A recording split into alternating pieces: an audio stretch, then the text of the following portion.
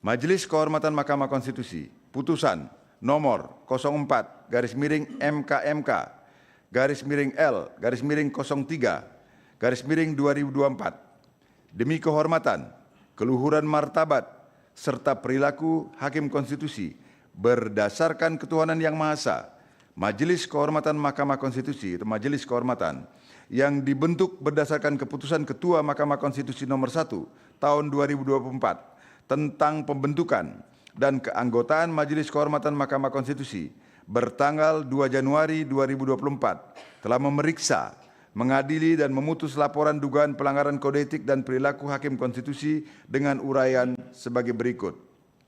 1. Identitas pelapor. 1. Perorangan yang tergabung dalam Sahabat Konstitusi, Amicus Constituere. Nama, Andi Rahadian. Pekerjaan, pemrakarsa dan mitra pendiri, co-founder, alamat Jalan Guntur 15, Setiabudi, Jakarta Selatan, selanjutnya disebut pelapor. 2. Identitas terlapor. Nama, Saldi Isra. Tempat tanggal lahir, Solok, 20 Agustus 1968. Jabatan, Wakil Ketua Mahkamah Konstitusi. Alamat, Gedung Mahkamah Konstitusi, Jalan Medan Merdeka Barat nomor 6, Jakarta Pusat 10110. Selanjutnya disebut hakim terlapor. Majelis Kehormatan telah membaca laporan pelapor, mendengar keterangan pelapor, memeriksa bukti-bukti pelapor dan hakim terlapor, mendengarkan keterangan atau pembelaan hakim terlapor, duduk perkara, dan seterusnya dianggap dibacakan.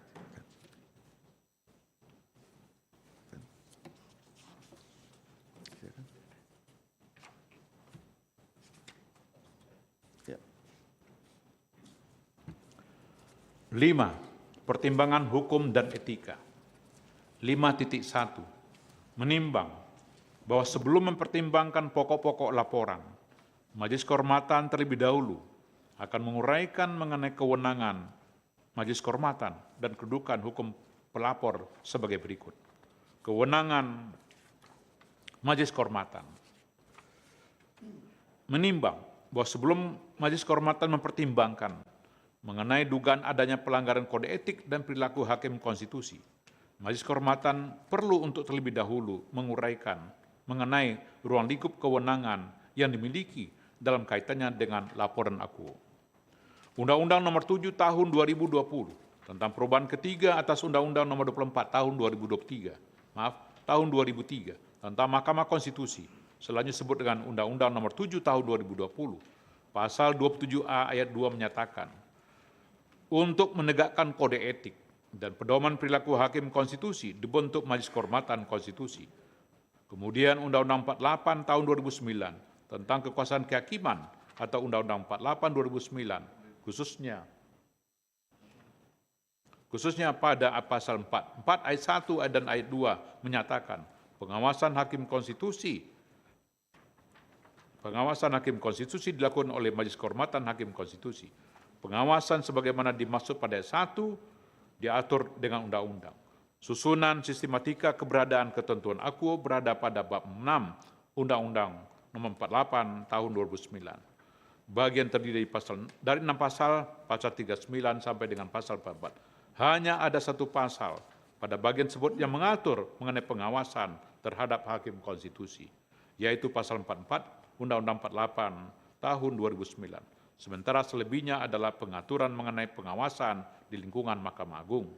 Hal ini menunjukkan bahwa pengawasan terhadap Hakim Konstitusi hanya dapat dilakukan oleh sebuah lembaga, yaitu Majelis Kehormatan Mahkamah Konstitusi.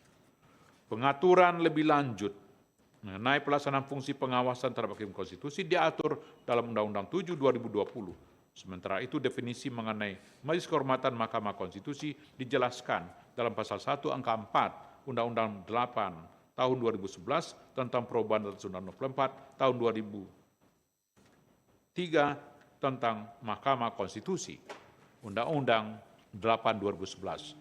Majelis Kehormatan Mahkamah Konstitusi adalah perangkat yang dibentuk oleh Mahkamah Konstitusi untuk memantau, memeriksa, dan merekomendasikan tindakan terhadap Hakim Konstitusi yang diduga melanggar kode etik dan pedoman perilaku hakim konstitusi.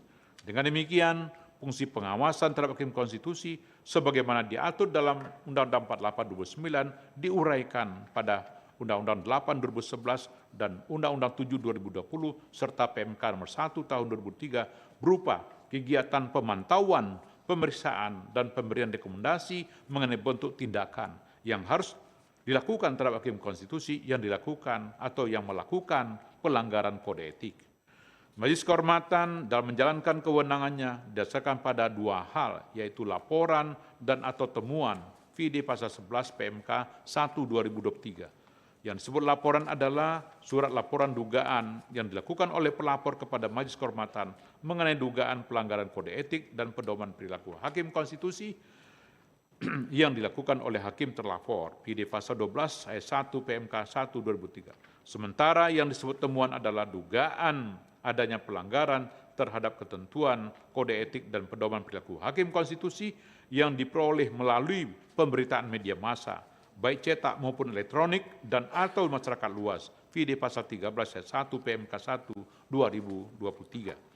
Menimbang bahwa laporan aku adalah laporan tentang dugaan pelanggaran kode etik dan perilaku yang dilakukan oleh hakim terlapor, dan setelah Majelis Kehormatan membaca secara seksama laporan aku sebagaimana diuraikan pada bagian duduk perkara dalam pesan ini, Majelis Kehormatan berkesimpulan bahwa Majelis Kehormatan berwenang untuk memeriksa dan memutus dugaan pelanggaran kode etik dan perilaku hakim konstitusi yang diduga dilakukan oleh hakim terlapor sebagaimana diuraikan dalam laporan hukum terpelapor.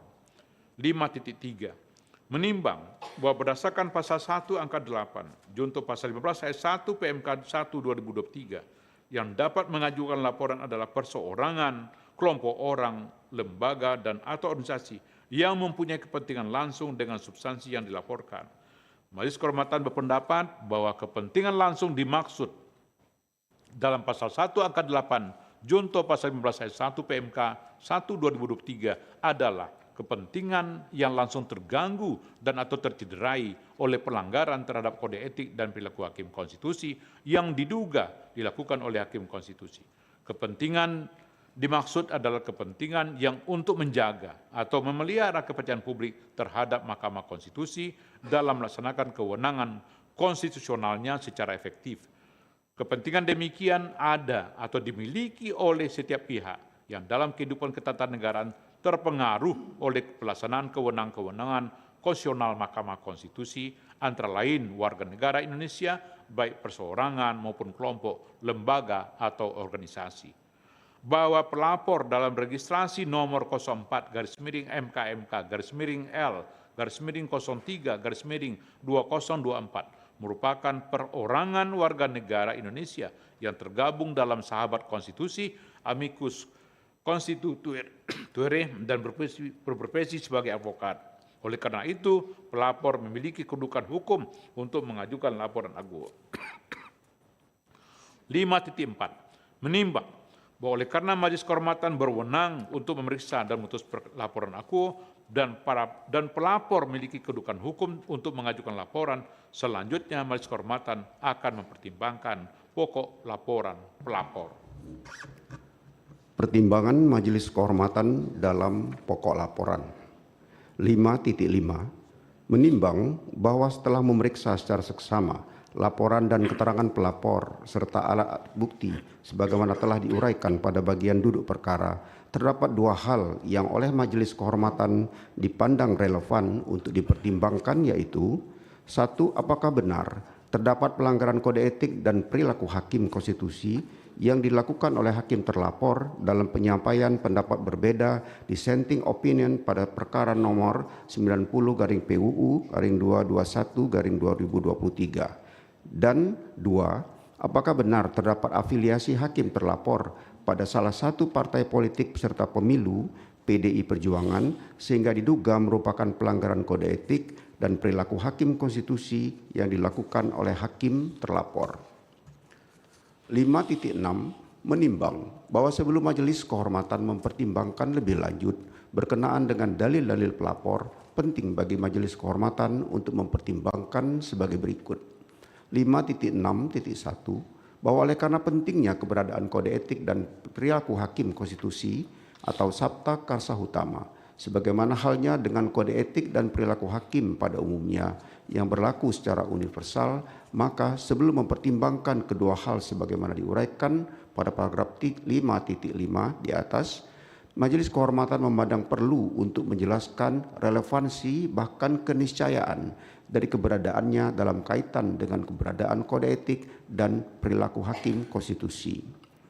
5.6.2 bahwa keberadaan kode etik dan perilaku hakim konstitusi atau Sabta Karsa Utama tidak dapat dilepaskan, bahkan merupakan syarat yang tidak dapat ditiadakan conditio sine qua non dari amanat yang sekaligus merupakan kebutuhan konstitusional untuk menghadirkan sosok-sosok pengemban jabatan hakim konstitusi yang dalam dirinya dipersyaratkan harus melekat integritas, kepribadian yang jujur, tidak tercela, negarawan, yang menguasai konstitusi dan ketatanegaraan serta tidak merangkap sebagai pejabat negara, sebagaimana secara eksplisit disuratkan dalam pasal 24C ayat 5 UUD 1945 dengan amanat dan sekaligus kebutuhan konstitusional sebagaimana diamanatkan oleh pasal 24C ayat 5 UUD 1945 tersebut.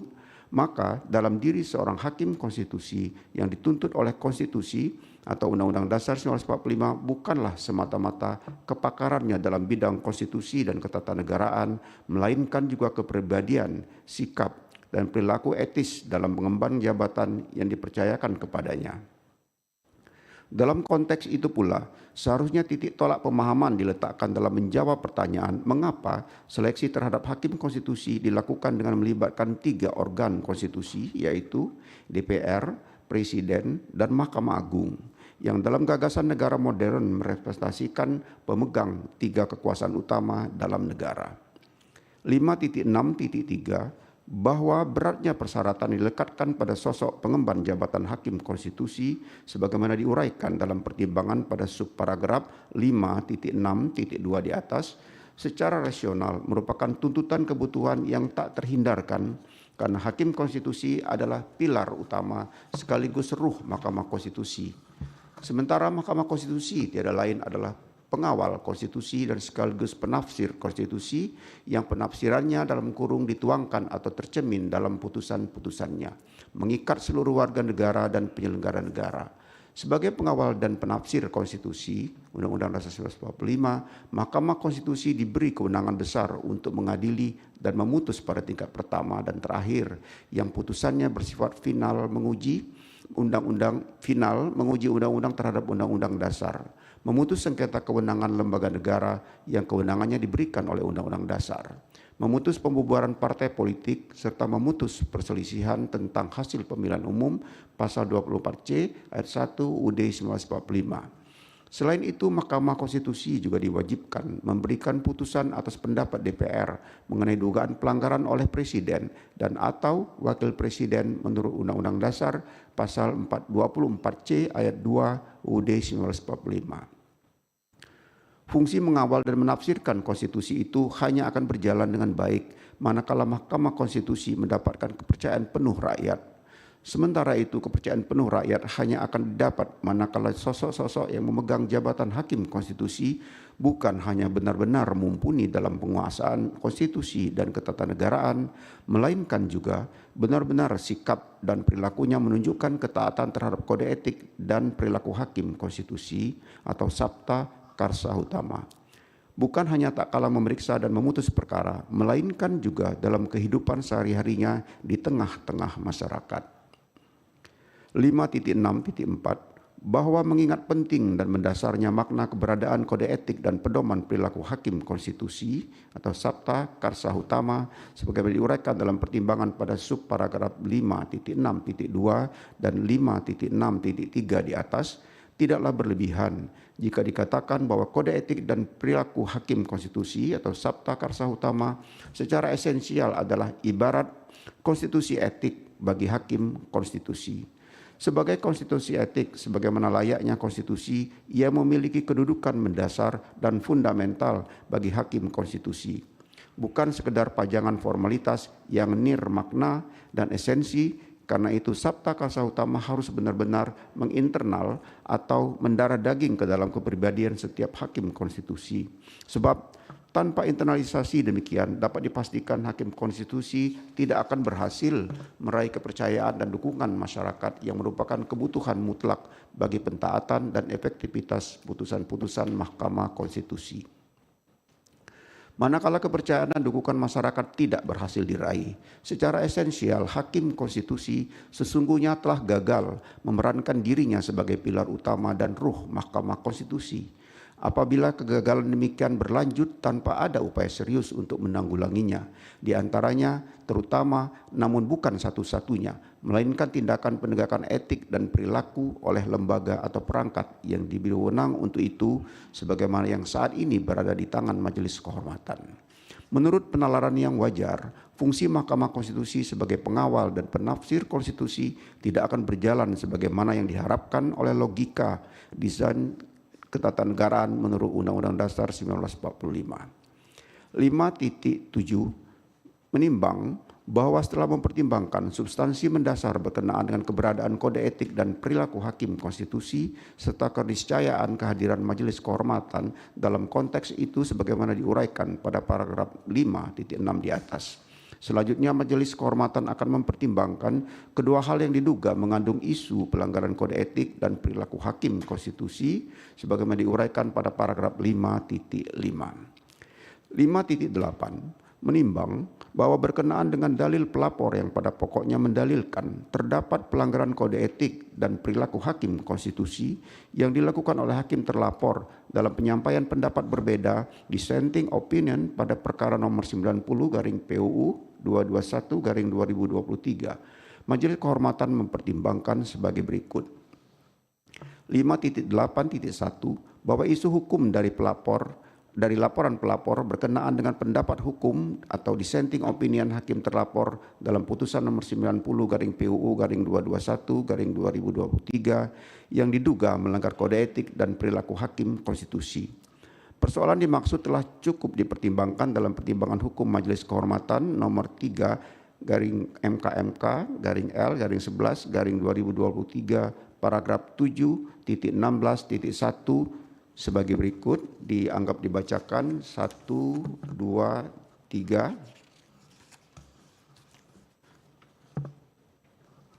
Berdasarkan pada temuan fakta dan hukum sebagaimana diuraikan di atas, menurut Majelis Kehormatan, hakim terlapor Saldi Irsyah tidak dikatakan melanggar kode etik yang disebabkan materi muatan terpendapat berbeda atau dissenting opinion dalam putusan nomor 90/PUU 221/2023. Meskipun ada ruang pada bagian awal pembukaan pendapat berbeda atau dissenting opinion yang mengungkap sisi emosional seorang hakim, namun hal itu tidak dapat dikatakan sebagai pelanggaran kode etik. Sebab sebagaimana diuraikan dalam pertimbangan hukum di atas, bagian pendapat berbeda, dissenting opinion hakim konstitusi merupakan satu kesatuan yang utuh yang tak dapat dipisahkan dari putusan nomor 90/PUU 221/2023. Oleh karena itu, terhadap pendapat berbeda atau dissenting opinion berlaku azas res judicata pro paritatis habetur. Artinya putusan hakim harus dianggap benar. Terlebih jika dicermati dalam dokumen pendapat berbeda hakim terlapor Saldi Irsyah, pada pokoknya terdapat dua isu yang dibahas, yakni terkait dengan isu pengambilan keputusan yang erat kaitannya dengan hukum acara dan isu substansi perkara itu sendiri.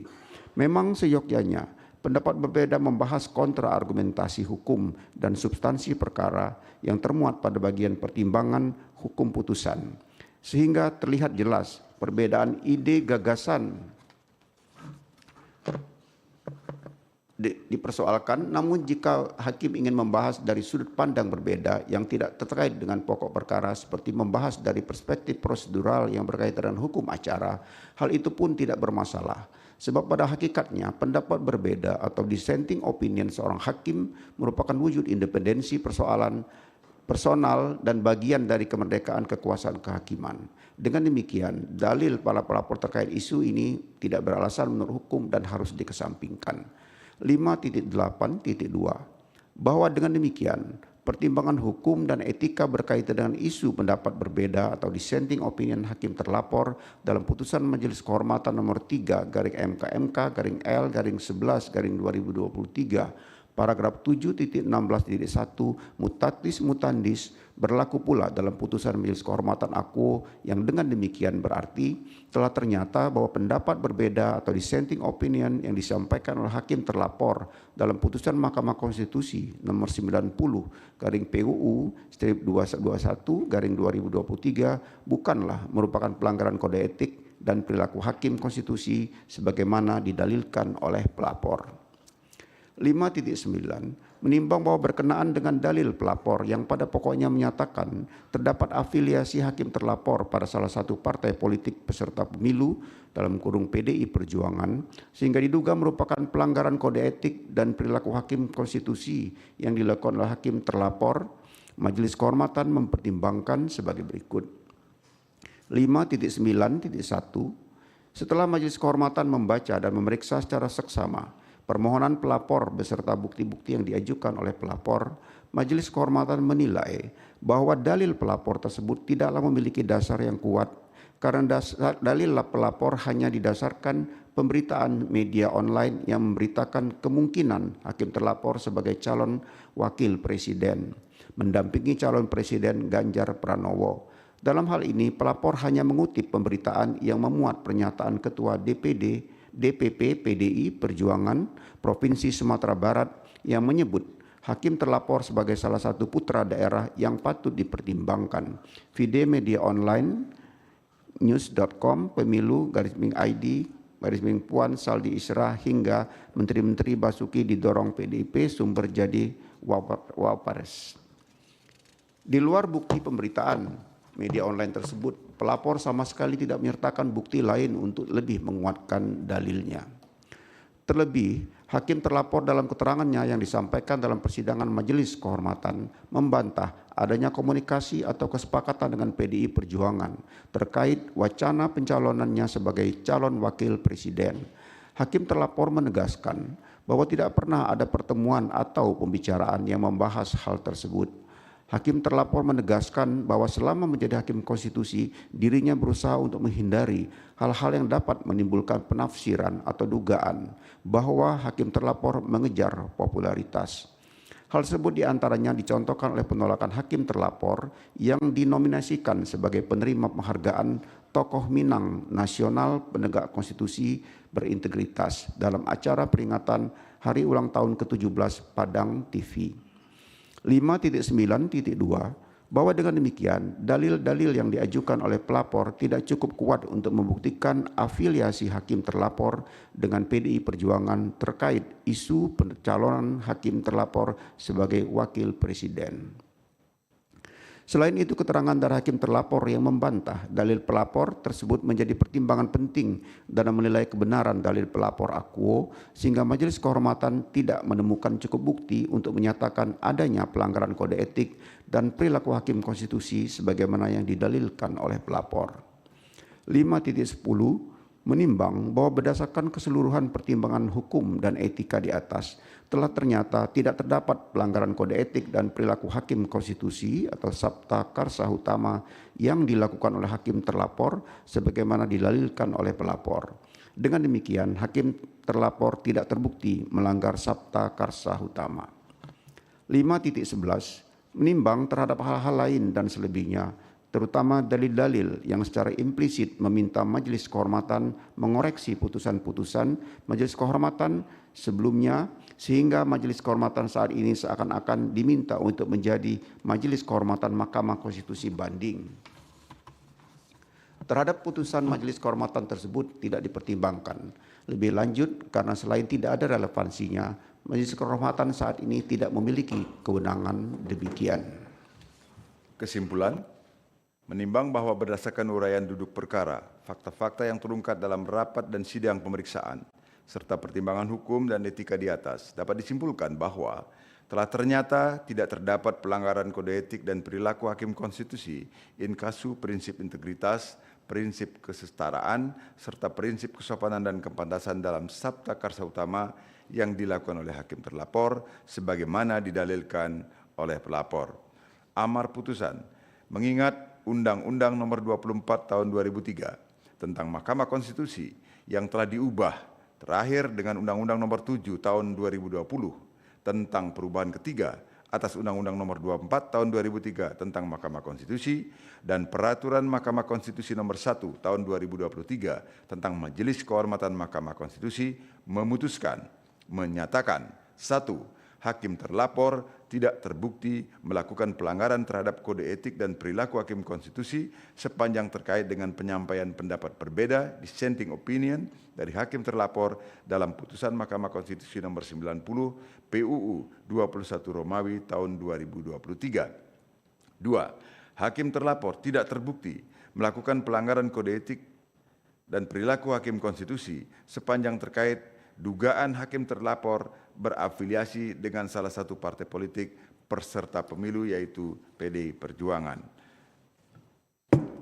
Demikian diputus dalam rapat Majelis Kehormatan oleh 3 anggota Majelis Kehormatan yaitu Idewa Gede Palguna sebagai Ketua Merangkap Anggota, Ridwan Mansur sebagai Sekretaris Merangkap Anggota, dan Yuliandri sebagai anggota pada hari Selasa tanggal 19 bulan Maret tahun 2024 dan hari Selasa tanggal 26 bulan Maret tahun 2024 dan diucapkan dalam sidang pleno Majelis Kehormatan Mahkamah Konstitusi terbuka untuk umum pada hari Kamis tanggal 28 bulan Maret tahun 2024 selesai diucapkan pukul 10:19 menit 44 detik oleh 3 anggota Majelis Kehormatan Mahkamah Konstitusi yaitu Idewa Gede Palguna sebagai Ketua Merangkap Anggota, Ridwan Mansur sebagai Sekretaris Merangkap Anggota, dan Yuliandri sebagai anggota.